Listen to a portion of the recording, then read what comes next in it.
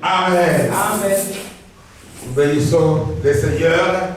Notre Dieu est bienvenu à tous les bien-aimés ici. Nous sommes dans la joie de voir le frère Jama, que Dieu te bénisse. Et ça fait plaisir que nous puissions. Vous savez, il y a le psalmiste dit dans un psaume, voici qu'il est doux, qu'il est agréable pour les frères et les sœurs de demeurer ensemble. Amen. Amen. Il y a parfois une bénédiction particulière que Dieu nous donne comme ce ensemble. C'est-à-dire que le fait que tu es là, le fait que je suis là, fait que Dieu fait couler sa bénédiction ici comme il avait fait couler sur la Bible d'Aaron. Alors nous voulons encore acclamer ce Dieu-là. Amen. Nous voulons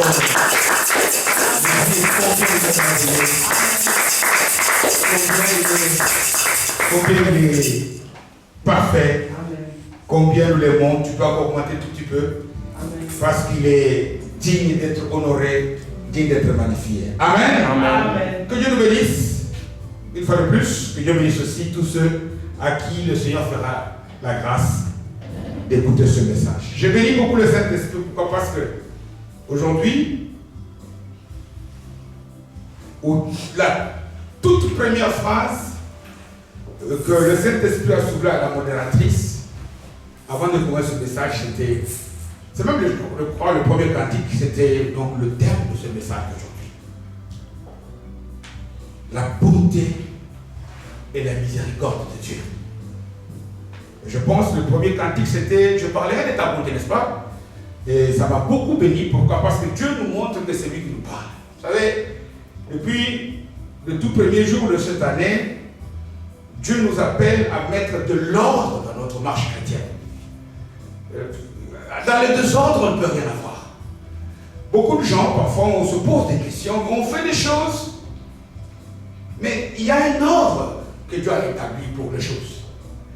Et voilà pourquoi Dieu nous donne ce genre de thème. Nous avons parlé, par exemple, le dimanche passé, que c'est bien d'être chrétien, c'est bien de venir à l'église, de faire des choses. Mais c'est mieux d'être un vrai chrétien, un chrétien réel, véritable. C'est-à-dire celui qui est chrétien selon les critères fixés par le Christ lui-même. Aujourd'hui, Dieu nous parle de sa bonté. On dit même de Dieu qu'il n'est pas seulement bon, on dit qu'il est très bon et en tout temps. Dieu est merveilleux et Dieu est miséricordieux. Vous savez, il y a des tas de choses parfois, on entend même les chrétiens le dire. Oh, par chance, j'ai eu ceci. Non, il n'y a pas de chance. Il n'y a pas de chance.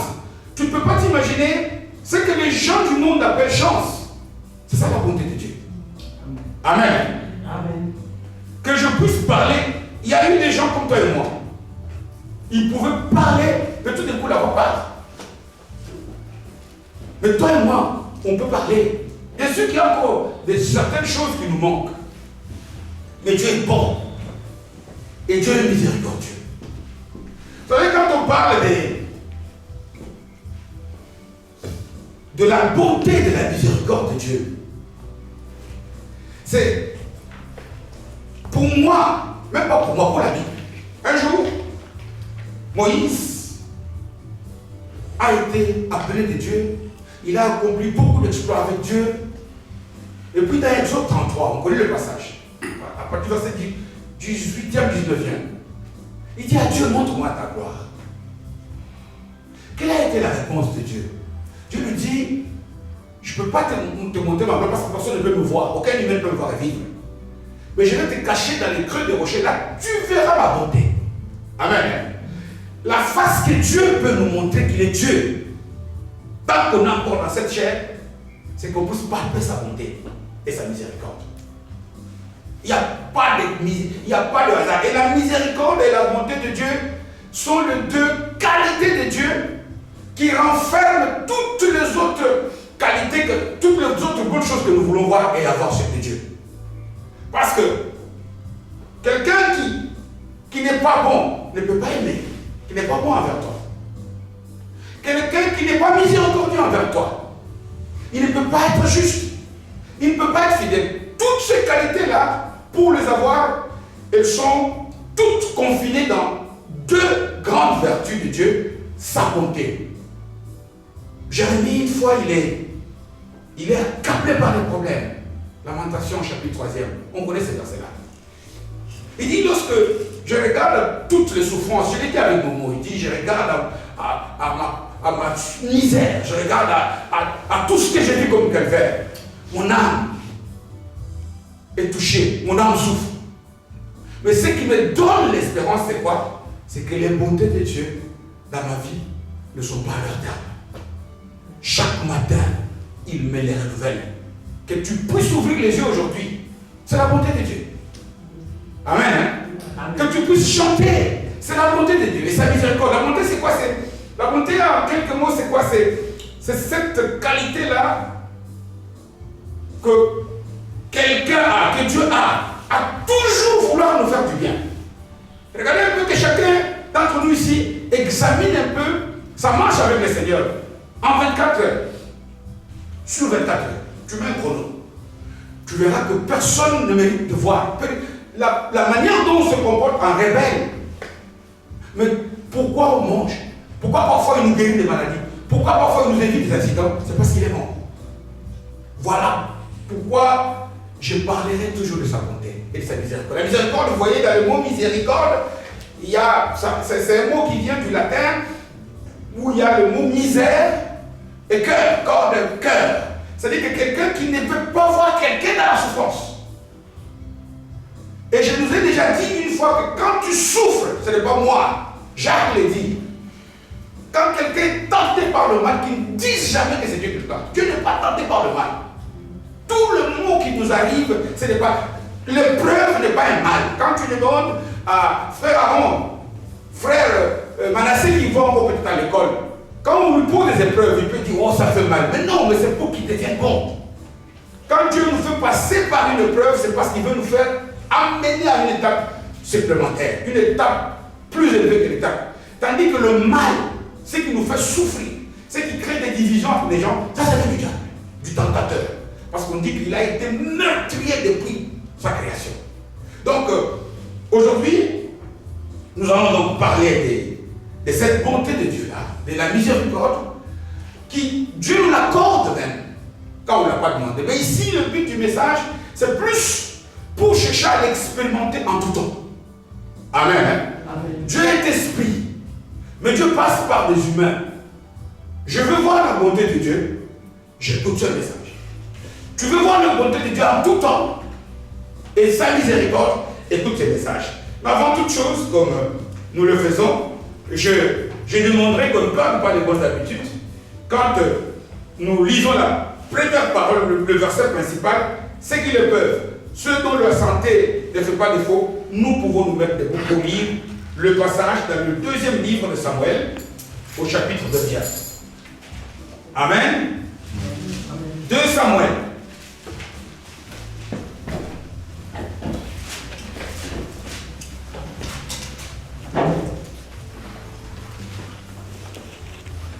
Samuel,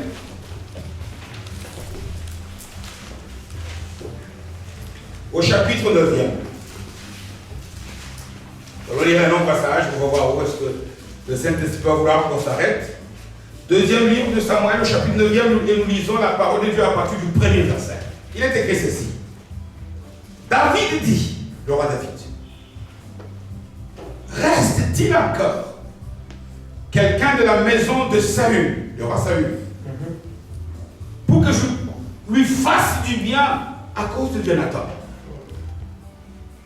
Il y avait un serviteur de la maison de Saül nommé Tsiba, que l'on fit venir auprès de David. Le roi lui dit, es-tu Tsiba? Et il répondit, tout serviteur. Troisième verset. Le roi dit, n'y a-t-il personne de la maison de Saül pour que juge envers lui de la bonté de Dieu? Amen. Amen. C'est la bonté de Dieu, mais c'est par David que ça passe. Je lis le verset 3e. Le roi dit-il, n'y a-t-il plus personne de la maison de Saül, donc de la famille de Saül, pour que juge envers lui de la bonté de Dieu?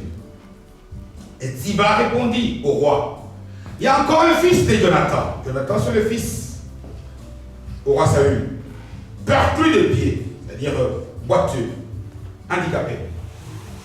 Le roi lui dit, où est-il? Et Ziba répondit, au roi, il est dans la maison de Makir, fils d'Amiel, à Lodébar. 5e verset. Le roi David l'envoya chercher dans la maison de Makir, fils d'Amiel, à Lodébar, et Mephibosheth, fils de Jonathan, fils de Saül, vint auprès de David, tomba sous sa face, se prosterna. David dit, Mephibosheth, et il répondit, voici ton serviteur. David lui dit, ne crains point, car je veux te faire du bien à cause de Jonathan ton père. Je te rendrai toujours les terres de Saül ton père, et tu mangeras toujours à ma table. Il se prosterna et dit, qu'est ton serviteur? Qu'est ton serviteur pour que tu regardes un chien mort tel que moi, parole du Seigneur. Amen. Amen. C'est un long texte, mais c'est merveilleux. C'est très important que nous puissions, le Saint-Esprit puisse nous aider à partir des passages comme ça, à comprendre certaines choses, que si jamais ça ne marche pas dans ta vie, je le répète, ça ne marche pas, c'est quoi? Il y a quelque chose qui ne va pas. Ça n'est pas Dieu.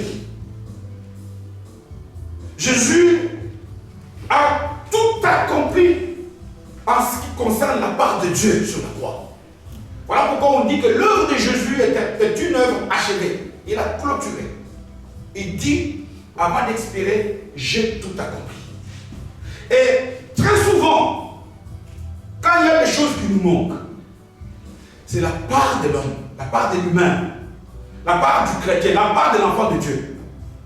C'est vrai qu'il n'y a pas d'échange entre nous et Dieu, mais il y a quand même, comment dirais-je, un comportement qu'on doit avoir. Quand par exemple quelqu'un me donne quelque chose, j'ai faim. Lorsque je tends ma main pour que je puisse recevoir, ce n'est pas une monnaie. Mais c'est parce que tout simplement, lorsque je n'entends pas la main, ce qu'il me donne va tomber. Dieu nous a donné des outils, comme par exemple les mains. Il nous a aussi donné des outils, des comportements spirituels qu'il faudra avoir, qui ne sont pas une monnaie que nous payons pour avoir des choses, mais qui sont comme une main que nous tendons pour que la part de Dieu puisse être prise dans la bonne main. Amen. Et que nous puissions en bénéficier. Amen. Amen.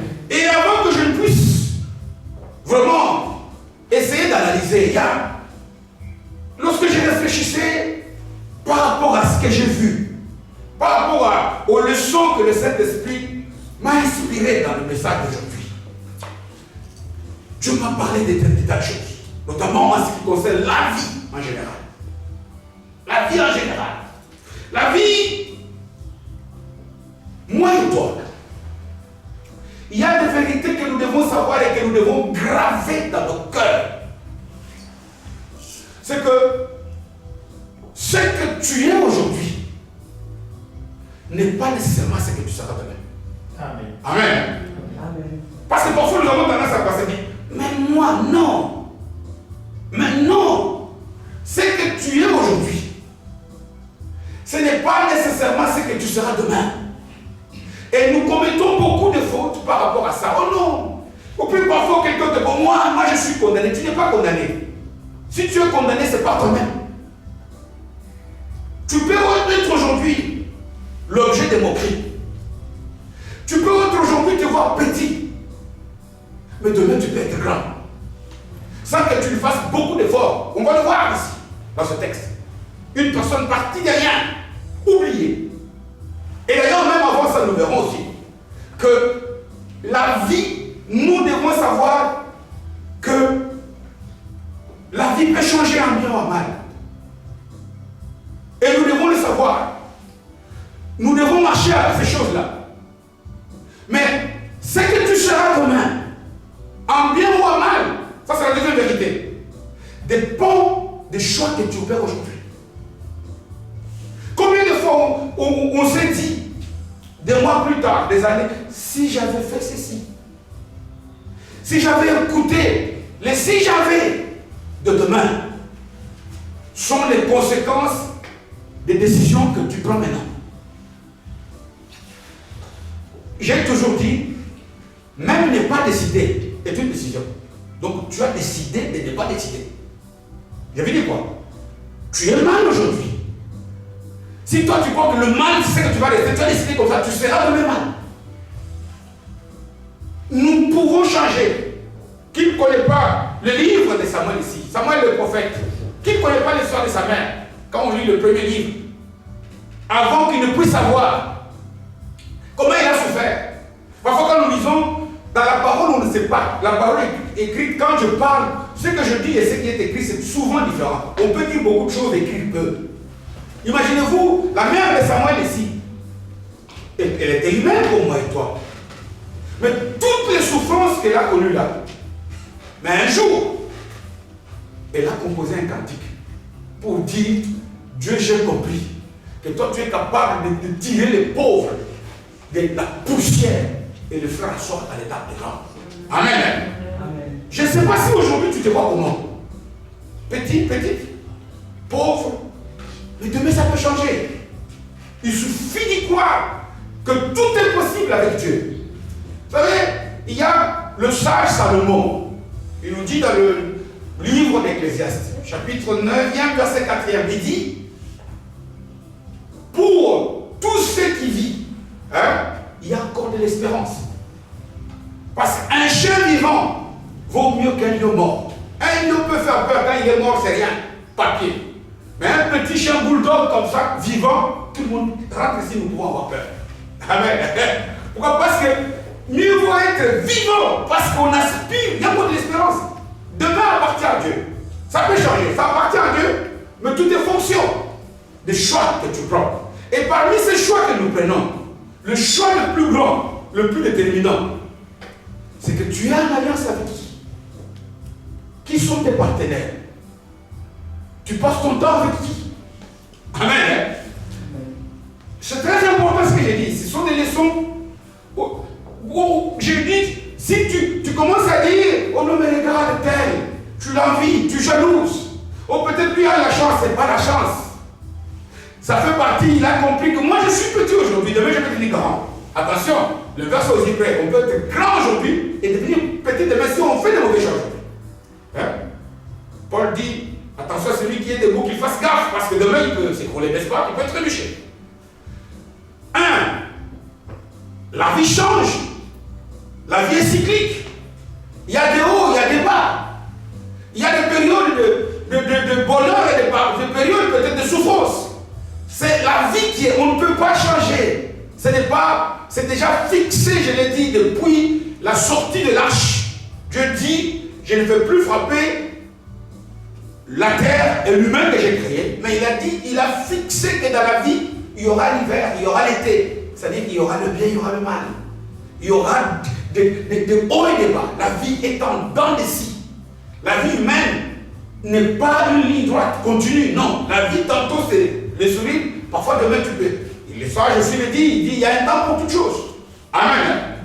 Sachons ça. Ce que tu es maintenant aujourd'hui, aspire au grand. Que ça change, c'est le cours normal de la vie. Mais attention, avec qui tu es en alliance? Qui sont tes partenaires? Amen. Amen. Avec qui tu passes du temps? Dans quel milieu? Un milieu peut être un partenaire à toi. Il y a des gens qui sont partenaires avec, je ne sais pas, avec des milieux, pas peut-être avec des humains. Il y a des gens qui sont partenaires au bar, au café. Il ne peut pas regretter des conséquences qu'il peut connaître demain. Tu es en alliance avec qui? Tu veux voir que Dieu est bon. Avec qui es-tu en alliance? Qui sont tes partenaires? Et puis, vous savez, lorsqu'on a une alliance, lorsqu'on veut appliquer tous ces principes que je dis, Dieu nous dit parfois, dans la vie, c'est lui qui ne risque rien, il n'aura rien. Il faut savoir, pas n'importe quel risque, mais un risque qui te rapproche de plus en plus de la volonté de Dieu. Beaucoup de gens veulent tout comprendre, veulent attendre que toutes les planètes s'alignent, que tout le feu passe au vert pour prendre les risques. Non! Moi, j'ai toujours défini la foi comme étant une prise de risque. Manifester une vie de foi, parfois c'est prendre des risques, mais prendre des risques avec Dieu. Parce que quand Dieu te dit fais ceci, humainement parfois c'est difficile à faire.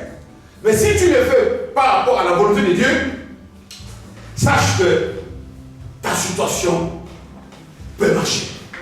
Amen. Je l'ai dit, retenons, pourquoi? Parce que tout ce que je suis en train d'énumérer ici, c'est ça qui opère le changement véritable dans la vie des gens. Le changement dans le sens d'accéder à des grandes choses avec Dieu. Le changement dans le sens d'expérimenter. Je dis que quand je parle de la bonté, quand on parle, la bonté est une.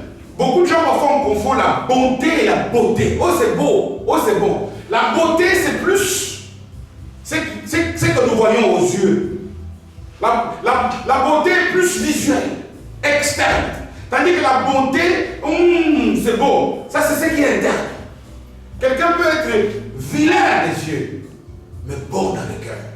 Amen. Et nous voulons, nous aussi, expérimenter cette beauté de Dieu-là.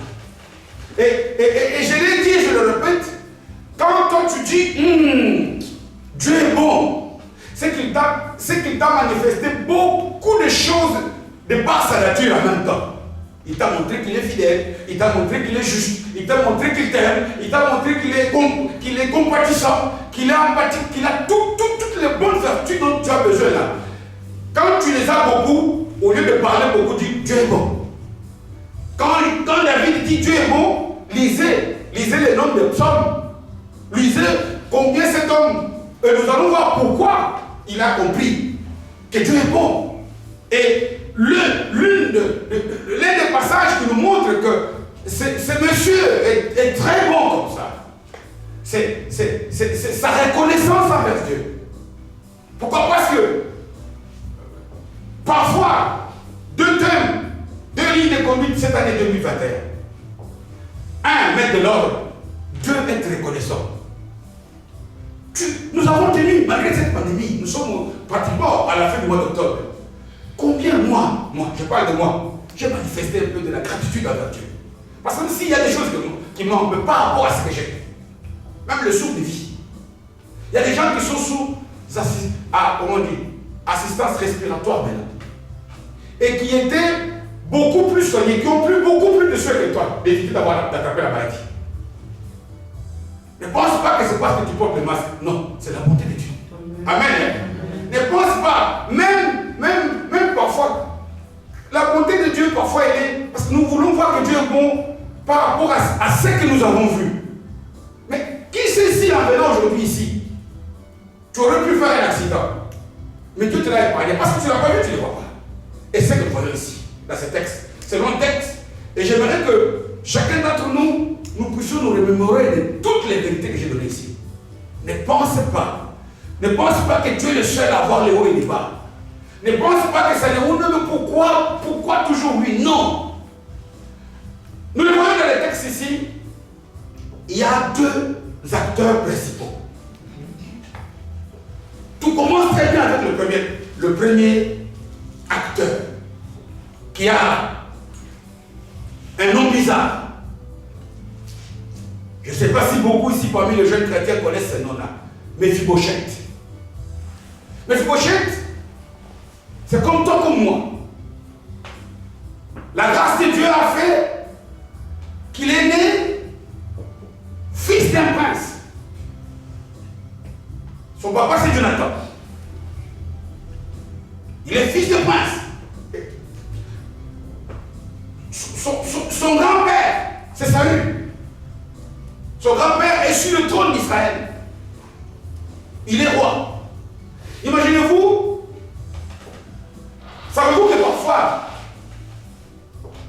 on a tendance à voir que les grands-parents aiment plus leurs petits-enfants que leurs enfants. C'est pas qu'ils n'aiment pas les enfants. Mais on dit que, parce que les petits-enfants, c'est comme si c'était des amis. Imaginez-vous, c'est à la naissance de Méphibosheth, quand il voit que son grand-père est sur le trône, craint de tout le monde. Quand il voit que son père est Jonathan, ça voudrait dire qu'il y a une chance qu'un jour lui aussi accède au trône. Amen. Amen. Parce qu'un jour, personne ne savait que Saül sera vomi par Dieu à cause de sa propre faute. Mais il était en droit de penser qu'il y a une grande chance qu'un jour il accède au trône et qu'il devienne roi d'Israël.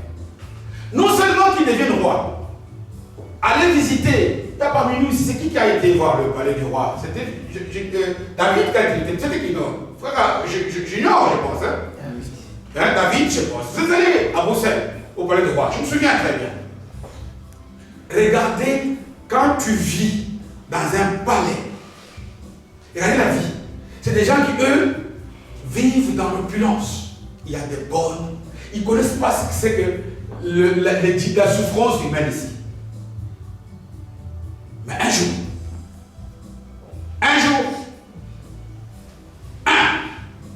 ça commence.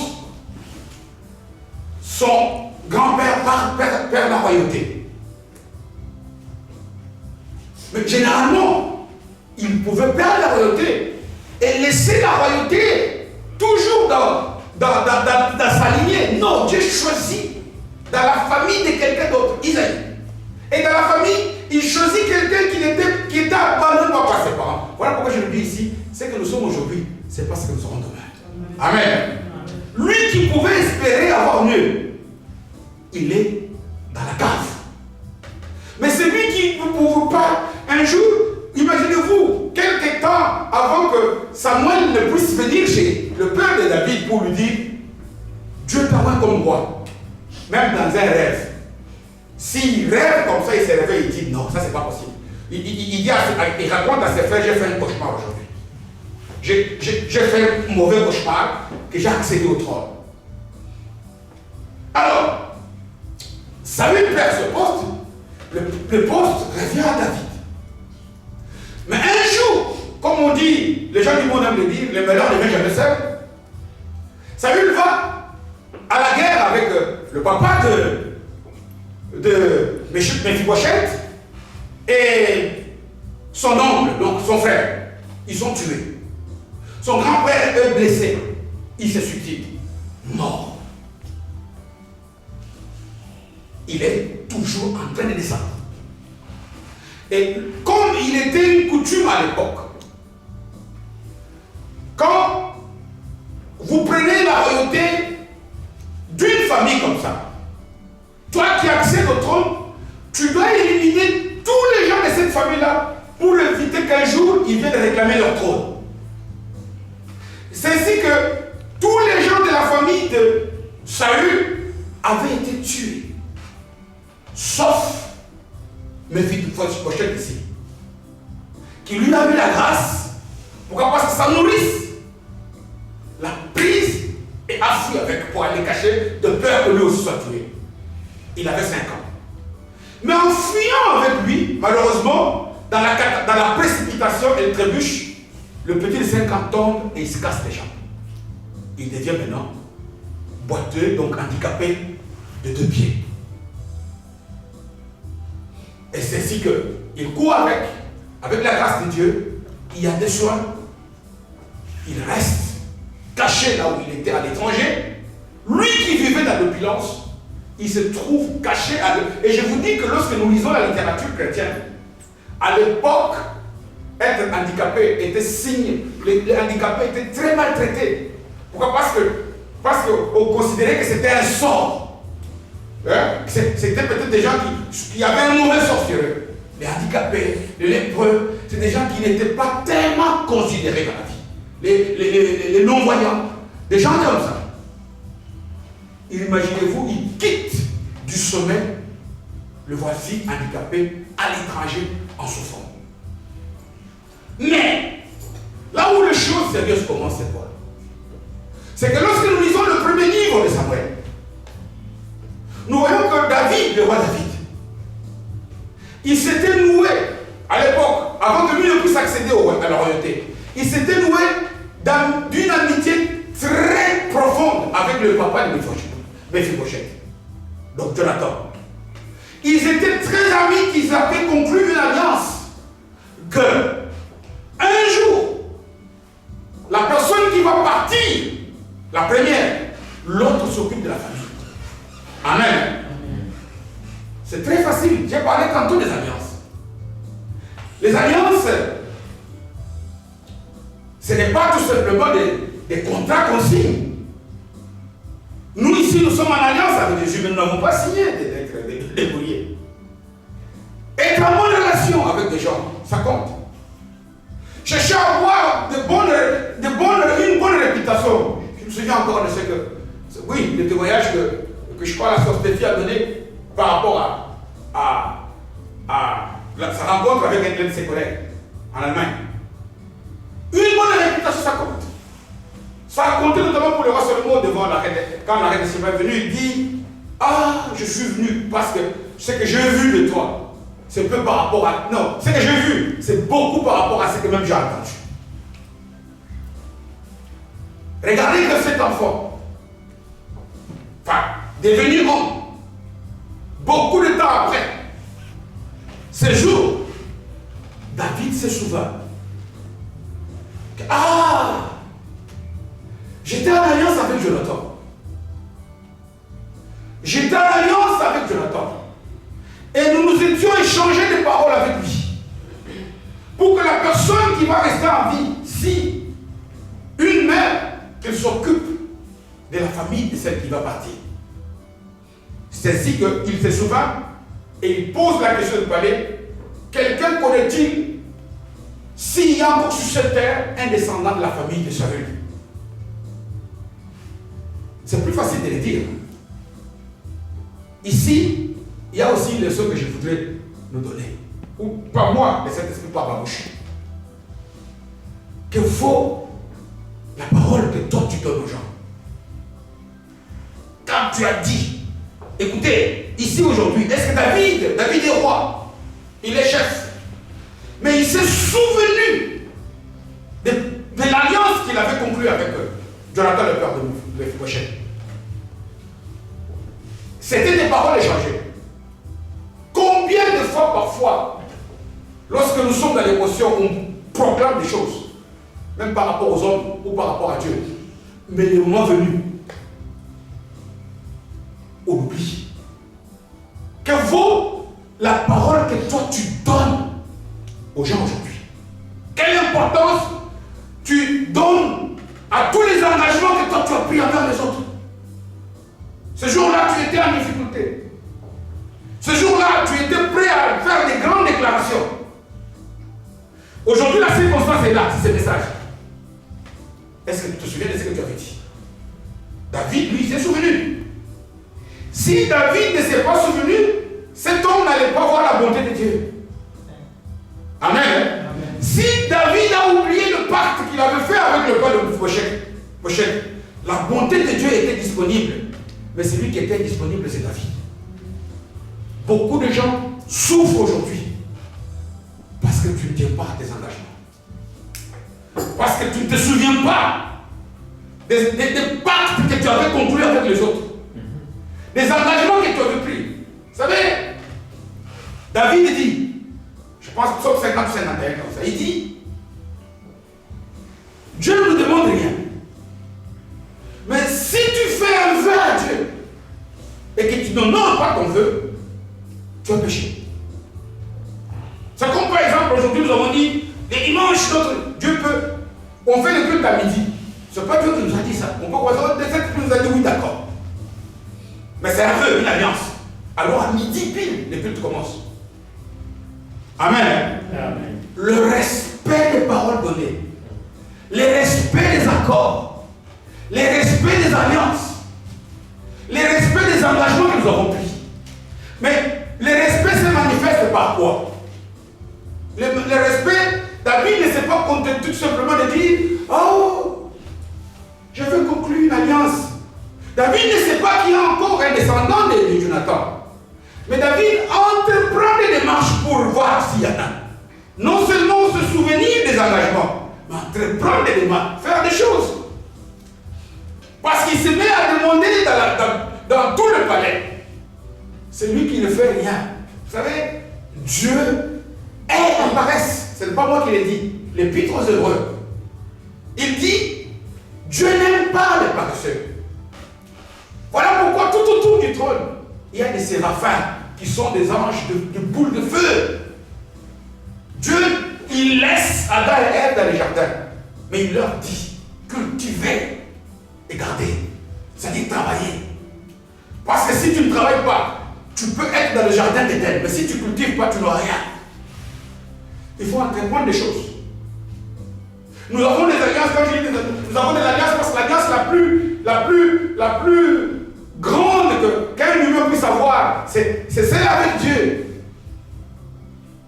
Tu as une alliance. Dieu t'a dit quand tu es en difficulté, prie. Ah, tu te souviens de cette parole. Quelqu'un parmi vous était malade. Priez. C'est la parole. Ça, je me suis souvenu comme David. Mais entreprends les choses après.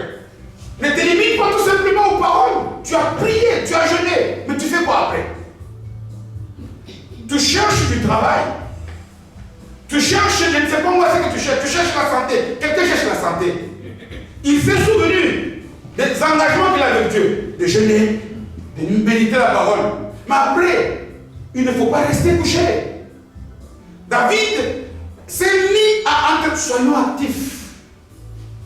Faisons des choses. Il faudrait que chacun d'entre nous ici, je vous ai dit, ce n'est pas moi qui l'ai dit. L'amour envers les prochains. Jacques qualifie, il dit que c'est la loi royale. Parce que Dieu dit, c'est à l'amour que vous avez les uns envers les autres qu'on verra que vous êtes mes disciples. Dieu dit, comment peux-tu prétendre m'aimer moi que tu ne vois pas? Alors que ton prochain que tu vois, tu le détestes. Pourquoi j'ai dit ça? J'ai dit pourquoi? Parce que, nous avons prié pour les gens. Pour nous-mêmes ou pour les gens. Nous nous sommes souvenus de cette alliance avec Dieu. Mais passons à l'acte. Comment expliquer que tu as là, mais le frère, il a besoin peut-être que tu ailles le voir. David, non seulement il s'est souvenu de l'alliance, mais il s'est mis à la recherche. Il a posé des actes. La prière, c'est bien, très bien. Après, tu fais quoi pour réussir à l'école? J'ai toujours dit, surtout par rapport à ceux qui vont à l'école. Après, travaille. Tu ne peux pas commencer à regretter.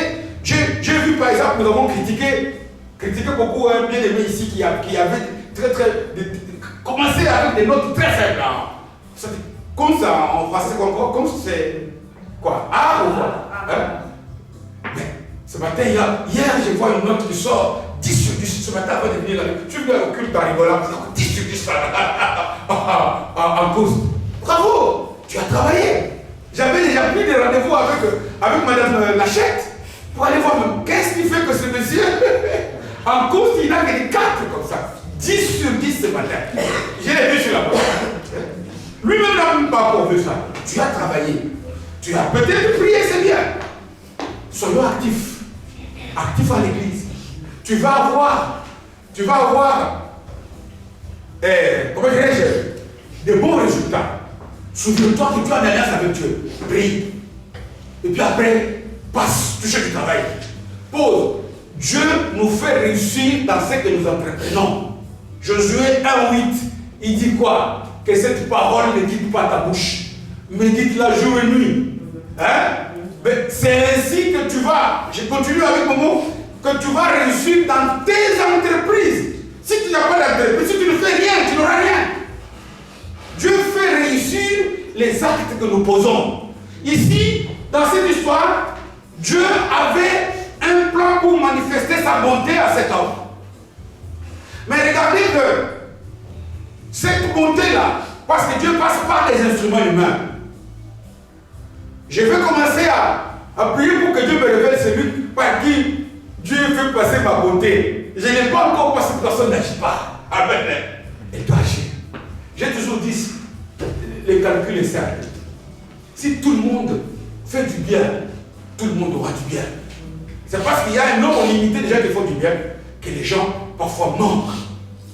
Non seulement David a entrepris des choses, des démarches, mais savez-vous que David a pris des risques? Parce que, en allant chercher Mephibosheth, il ne connaît pas quelle serait l'attitude de Mephibosheth. Il ne peut pas garantir. Mephibosheth est le descendant, je dis quoi? Légal, naturel du trône. Il peut venir, lui. David, lui, il veut honorer sa parole qu'il avait donnée à son père. Mais David prend des risques. Je vais nous dire une chose. Tout risque que tu prends en respectant la volonté de Dieu te fera gagner des choses. Amen. Amen. Essaye. Je ne dis pas un risque en respectant la logique des hommes. Non. Lorsque tu prends un risque, tu exposes ta vie à un danger, et que ce danger-là, c'est parce que tu veux donner gloire à Dieu, Dieu sera toujours de ton côté. Et je nous assure ici que David a pris un risque énorme. Pourquoi? Parce que tout le monde connaît que lorsque David a été sacré, roi d'Israël, le royaume avait été divisé en deux. C'est l'oncle propre de Mephibosheth ici, Ishbosheth aussi qui s'appelait, qui avait occupé une autre qui dit non, non, toi tu ne vas pas régner sur tout le territoire. C'est l'oncle. Jusqu'à ce qu'il a été vaincu avec un général Abner, je pense. Il a été vaincu et que David, après beaucoup d'années, a dû régner sur tout Israël. Mais il prend le risque. Mais il prend le risque, pourquoi? Parce que dans le cœur, qu'est-ce qui est dans le cœur de David? Il dit, je cherche pour lui donner, lui exprimer la bonté de qui? De Dieu. Dorénavant, n'hésitons pas à prendre des risques. Si ces risques-là, c'est pour honorer Dieu. Amen. Amen. Si ces risques-là, c'est pour que Dieu puisse grandir. Parce que lorsqu'il a pris ce risque d'appeler, nous voyons que lorsque Mephibosheth arrive, la première des choses qu'il fait, c'est quoi? C'est de s'humilier. On dit qu'il s'est prosterné. L'humilité précède la gloire. Amen. Amen. Parce que Mephibosheth pouvait commettre l'erreur de chercher à confronter. Mais je ne pense pas que Mephibosheth était plus coriace que son oncle Ishbosheth ou que le général Abner. Et que non seulement c'est là qu'il n'était pas plus puissant, mais que David était un roi de Dieu. On ne combat pas un roi de Dieu. Lorsque, quels que soient nos droits, quels que soient nos avantages, si nous voyons que nous avions perdu tout espoir et que Dieu passe par quelqu'un pour nous faire du bien, soyons humbles. Amen. Ne cherchons pas à nous enorgueillir. Ne cherchons pas à montrer que nous avons des droits. Ça paraît simple. Le parcours de cet homme. Parti du sommet, il est descendu bas. Mais par la grâce de Dieu, passant par le roi David, le voici remonté très haut. Aujourd'hui, tu es peut-être en dessous. Ne perds pas espoir. Amen. Persévère encore. Garde toujours comme ça, ça peut. C'est que tu es aujourd'hui, par la grâce de Dieu, c'est pas ce que tu seras demain. Les gens peuvent parler de toi aujourd'hui à mal, ils peuvent se moquer. Garde la parole. Garde la volonté de Dieu. Parce que notre Dieu, regardez parfois quand il agit, comment on dit, en cachette, entre guillemets. Il est là, présent durant tous les parcours de Joseph. Mais lorsque tu vois Joseph, tu dis qu'il est l'un de Dieu. Alors que tous les pas de cet homme étaient conduits par Dieu. Toutes les portes qui pouvaient sembler humainement être difficiles, mais c'était Dieu qui les ouvrait. Parce que Dieu avait frayé ces chemins-là jusqu'à qu'il puisse arriver jusqu'à chez Pharaon. Amen. Amen. Continue. Tu es au sommet, ce n'est pas la fin.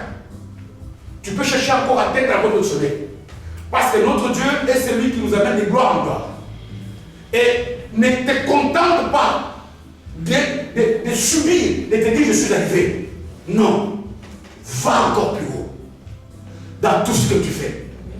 Dieu est capable de faire aussi de ta vie ce qu'il a fait de la vie de cet homme. Amen. Amen. Il avait beaucoup d'espoir. Il a perdu. Mais notre Dieu, à cause de sa bonté, il a pour relever. Je ne sais pas où est-ce que toi tu es pour le moment. Parce que nous arrivons à faire ce message. Je ne sais pas ce que tu te dis. Tu es où? Caché-toi aussi dans ton débat. Mépriser les gens. Crois-tu que c'est fini? Non, ce n'est pas fini. Tant que Dieu n'a pas dit que c'est fini. Amen. Que Dieu puisse.